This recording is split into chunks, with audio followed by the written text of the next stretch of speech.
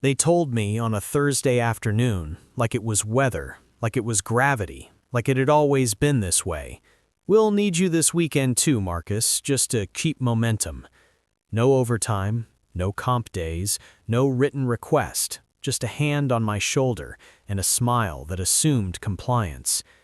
My name is Marcus Hale. I'm 41 years old, and I am a senior architect at a regional commercial design bureau that specializes in logistics centers, retail parks, and office conversions that all look different on the cover and identical in the details. I had been with the firm long enough to recognize the tone: calm, friendly, non-negotiable. The kind of sentence that sounds optional until you try to say no and discover the cost. Our office occupied the fourth floor of a refurbished textile warehouse, all exposed brick and glass partitions, designed to look progressive while functioning like a pressure vessel. The unspoken rules were everywhere. You didn't log weekend hours. You didn't email about burnout. You didn't question deadlines that were already sold to clients before a single line was drawn. You especially didn't remind management that your contract said 40 hours. On paper, I was respected. I had my own team, my name on internal proposals, junior staff who came to me for sign-off and reassurance. In practice, respect meant being useful when things went wrong, and things were always going wrong. The project that swallowed my weekends was a logistics hub expansion on the outskirts of the city, politically sensitive, aggressively priced, and marketed by our partners as fast track. Fast track was the word they used when they wanted miracles without accountability. The first weekend request had come months earlier, framed as a one-off emergency. I agreed because I always had. Because at 25, working nights had felt like ambition, and at 35, it had felt like responsibility. At 41, it felt like inertia. I told myself I was staying because I had a mortgage, because my daughter would start university in 2 years, because the firm had hinted, always hinted, at a partnership track that never materialized but never fully disappeared either. Hope, stretched thin, is still a leash.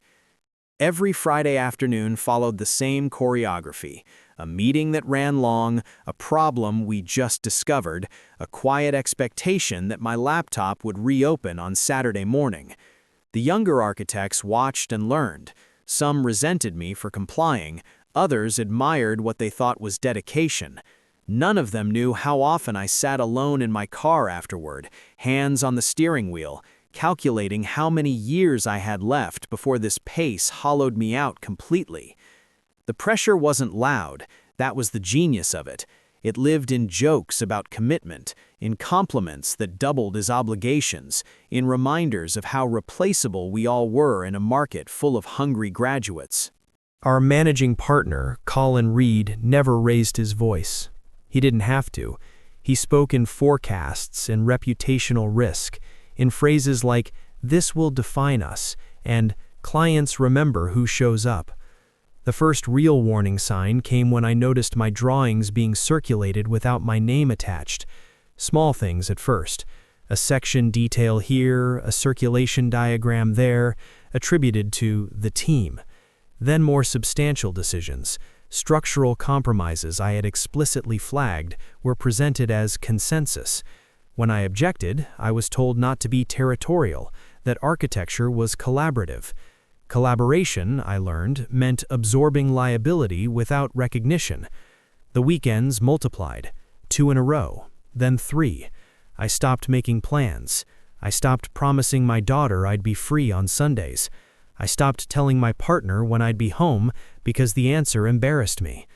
Somewhere along the way, I realized I wasn't being asked anymore. I was being scheduled. The breaking point didn't arrive with a shout or a threat. It arrived as a calendar invite labeled optional working session, scheduled for a Saturday, mandatory in everything but name. The agenda included a redesign of a load-bearing transition that I had already warned was unsafe under the revised budget constraints. As I read through the notes, something shifted. If this failed, if a shortcut became a crack, and that crack became an injury, the signatures at the bottom would be mine. Not Colin's, not the client's, mine. I looked around the office then, at the glass walls, the tired faces, the quiet fear disguised as professionalism, and understood with a clarity that surprised me. This was no longer just about unpaid time. It was about being slowly maneuvered into owning risks I had never agreed to carry. For the first time in years, the thought that followed wasn't how to endure it, but how to survive what was coming next.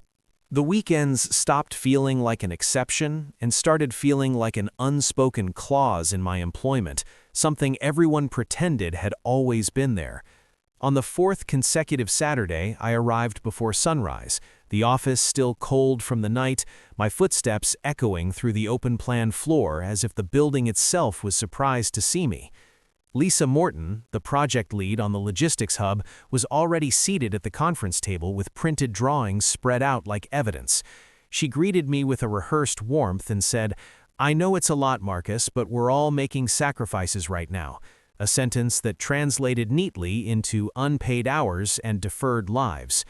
We spent 10 hours revising truck circulation paths that had been changed twice already to satisfy a client request that contradicted local code. And when I pointed this out, Lisa asked me to frame the concern constructively so it wouldn't slow things down.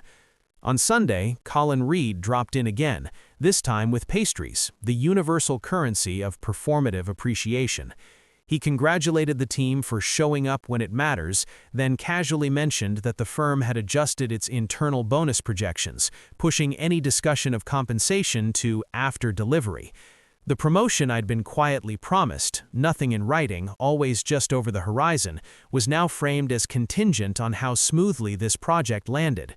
During the following week, I noticed my inbox filling with threads I hadn't started but was expected to own.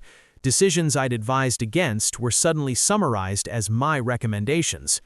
A critical detail on a load-bearing canopy, something I had flagged as borderline under the new budget, appeared in a client presentation with my name in the corner and none of my caveats. When I confronted Lisa, she sighed and said, "You know how it is. They trust you. That's a good thing." Trust, in this place, meant being the final buffer between ambition and consequence. The pressure escalated when Stephen Crow, one of the firm's equity partners, requested a private meeting. He spoke in calm, measured sentences about legacy, about how senior architects like me carried the firm's reputation in our hands. "People notice who's willing to go the extra mile," he said, looking at me over his glasses, "and they notice who isn't." It was a warning wrapped in mentorship. Later that evening, Daniel, the youngest architect on my team, lingered by my desk long after everyone else had left. He looked exhausted and nervous, twisting his badge lanyard in his fingers. "They asked me to update the risk register," he said quietly. "They told me to list you as the responsible party for the revised structural approach." I felt something tighten in my chest. I hadn't approved that revision. I'd documented my objections. But the paper trail was being rewritten in real time, shaped by whoever controlled the narrative. Over the next weekend, as I sat alone adjusting drawings while the city outside moved on without me, the manipulations became clearer. Requests were framed as favors, favors as obligations, obligations as tests of loyalty. When I hinted that the workload was unsustainable, I was reminded of the juniors depending on my leadership, of the client watching our cohesion, of the firm's future pipeline. "This is what being senior means," Colin told me on a late Sunday call. "You carry more." What he didn't say was that I was carrying it alone. By Monday morning, my name was attached to a decision matrix that conveniently absolved management of risk while positioning me as the architect of compromise. I realized then that if something failed, if a shortcut turned into a lawsuit or worse, the firm would express surprise, the partners would distance themselves, and I would be left explaining choices I had never truly made. That night, I sat in my car in the darkened parking lot long after everyone else had gone, hands resting on the steering wheel, and allowed myself to think the unthinkable, leaving in the middle of it all. The thought felt like treason and relief at the same time. I knew the price would be steep: financial instability, reputational fallout, the quiet judgment of colleagues who stayed. But for the first time, the cost of remaining felt higher than the cost of walking away. The point of no return announced itself on a Tuesday morning, disguised as urgency and wrapped in polite language, when an invite labeled "Critical Alignment Session" landed on my calendar with no end time and a list of attendees that excluded legal, compliance, or anyone likely to ask inconvenient questions. The Logistics Hub project had entered its most fragile phase: final coordination between structural loads, fire egress, and vehicle circulation, the kind of intersection where a single compromise could cascade into a systemic failure. The issue was a transition node where the expanded loading bay met an older concrete frame that had never been designed for this volume or frequency of stress. I had flagged it weeks earlier, proposing either reinforcement or a redesign that would add time and cost but remain compliant. The client rejected both. Now management wanted a third option, one that existed only on paper. Lisa opened the meeting by saying we needed to simplify the narrative, which was her way of asking me to make the problem disappear.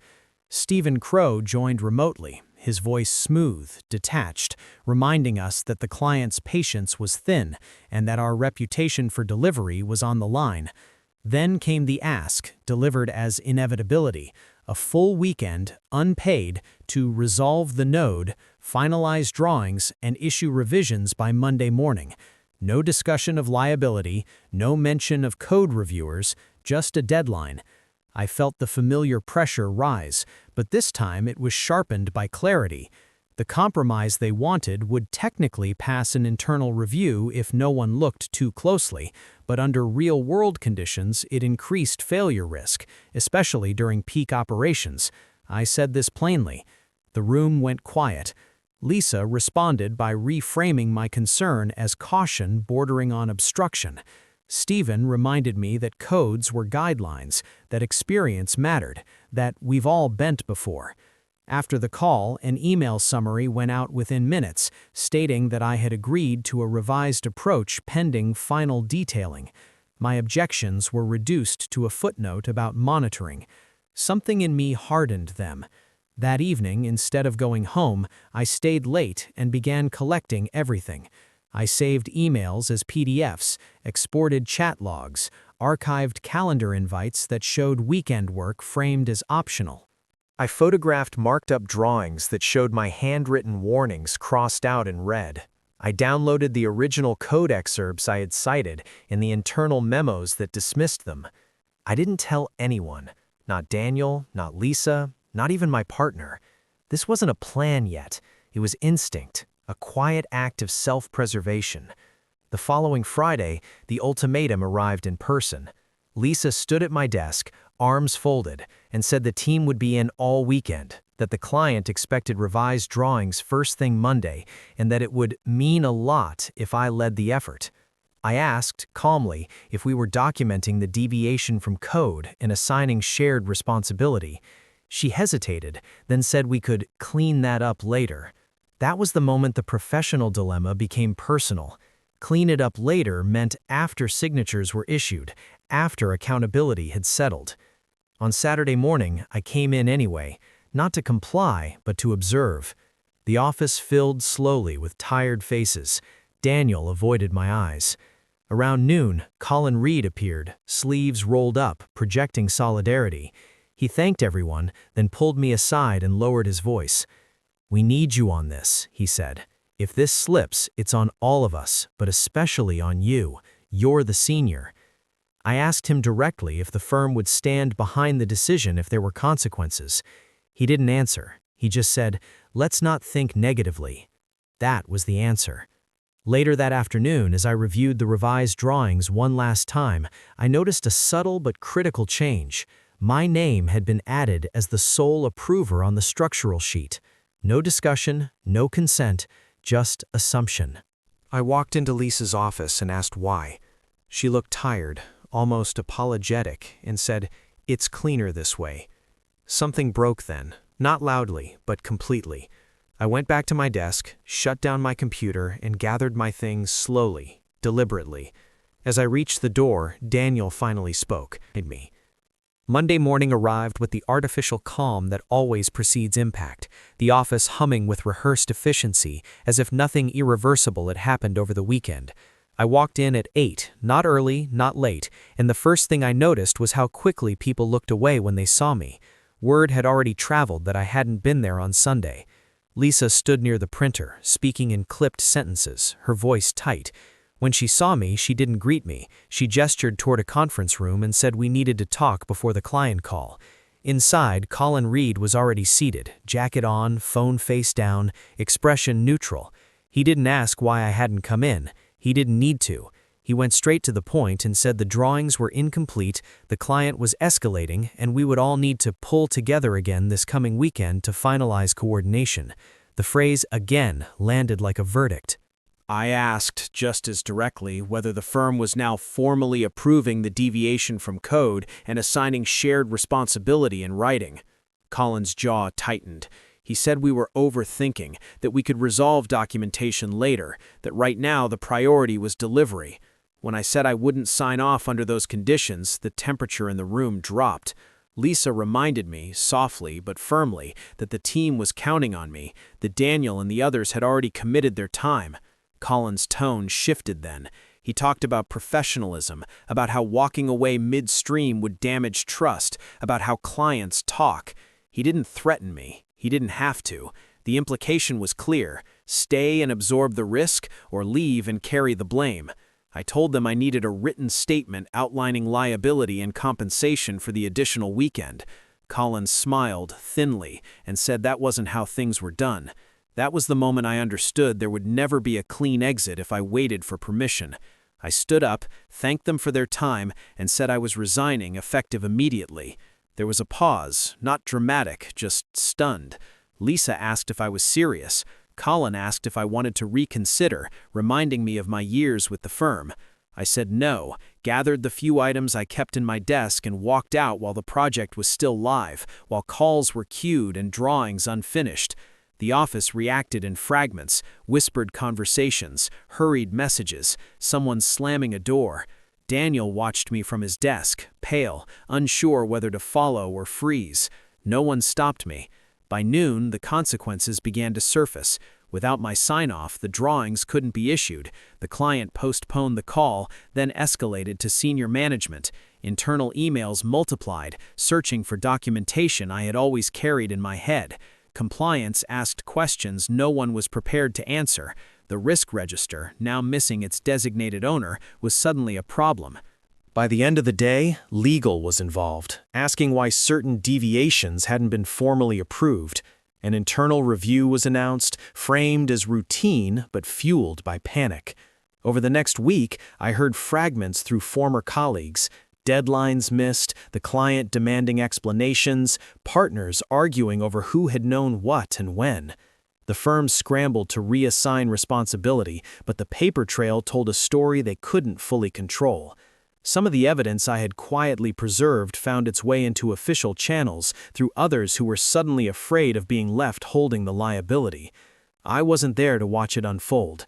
I spent those days in a strange limbo, waking without an alarm, checking my phone out of habit, feeling the absence of constant urgency like a physical ache. There was no rush of triumph, no sense of victory, just a hollow quiet where my routine used to be, and the weight of not knowing what came next. I had stepped out of the machinery, and in the silence that followed, I wasn't sure yet whether I had escaped something or detonated my own life. Months after I walked out, the victory didn't arrive with applause or a sudden reversal of fortune. It arrived slowly, the way pressure leaves a room after a sealed valve finally gives way, and only then do you realize how long you'd been breathing badly. The first sign was silence. No weekend emails, no calendar invites labeled optional, no late-night calls disguised as urgency, and that silence was not empty, it was earned.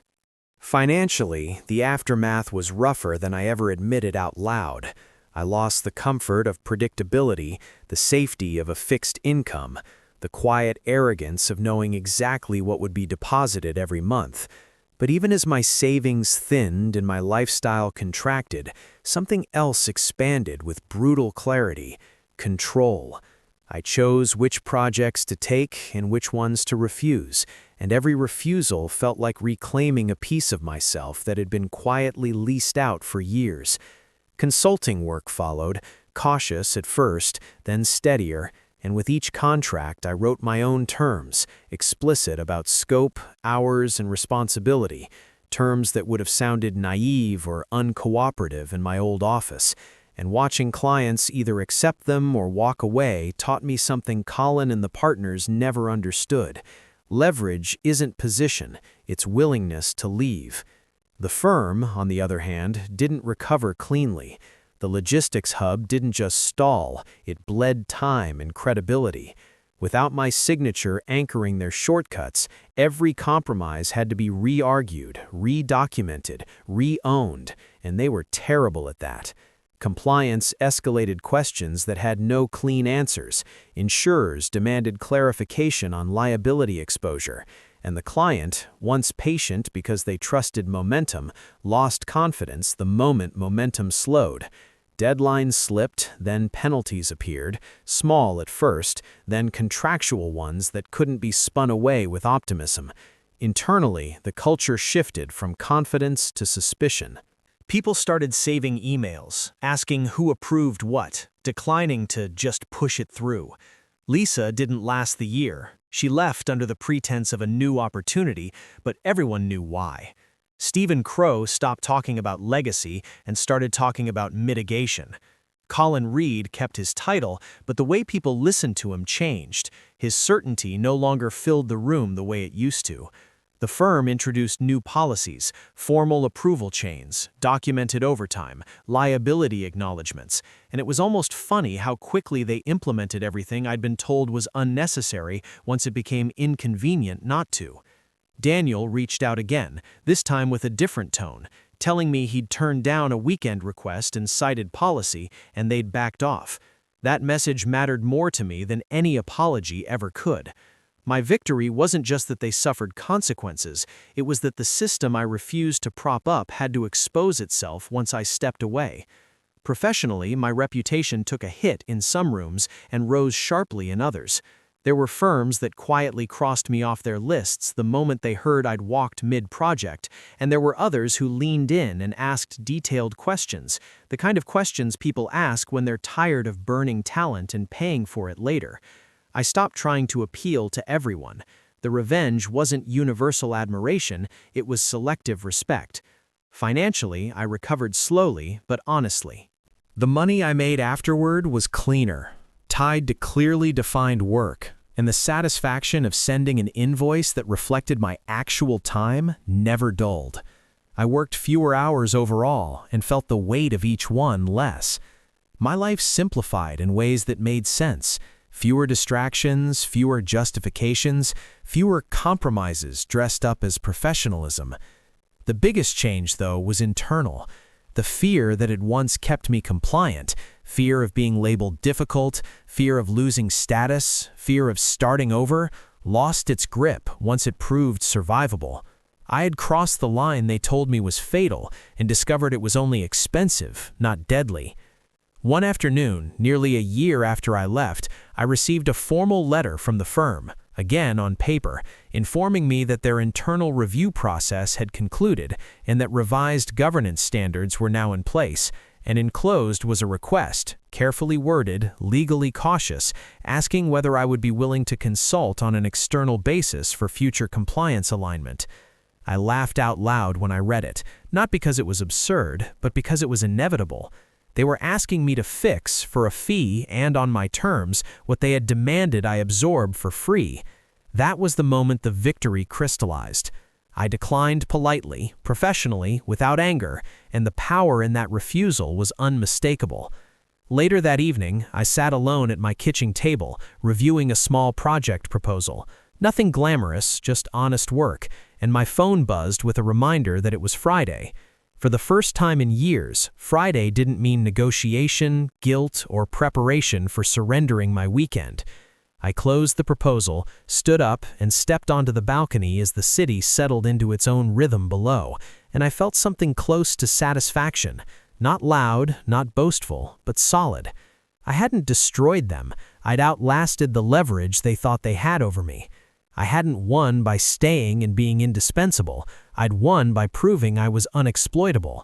The revenge wasn't dramatic, but it was complete.